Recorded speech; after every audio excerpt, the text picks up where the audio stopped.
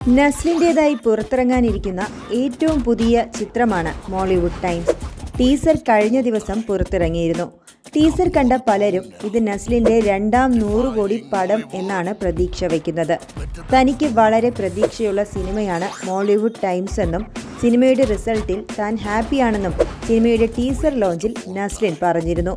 താൻ ചെയ്തിട്ടുള്ളതിൽ നിന്ന് ഒരുപാട് വ്യത്യാസമുള്ള കഥയും കഥാപശ്ചാത്തലവും ക്യാരക്ടറുമൊക്കെയാണ് മോളിവുഡ് ടൈംസിലുള്ളത്. സിനിമ അത്രയും ആവേശം നിറഞ്ഞതാണ്. പ്രേക്ഷകർക്കും സിനിമ ഇഷ്ടപ്പെടുമെന്നാണ് നസ്ലിൻ്റെ വാക്കുകൾ. ജൂൺ 5-നാണ് മോളിവുഡ് ടൈംസ് റിലീസാകുന്നത്.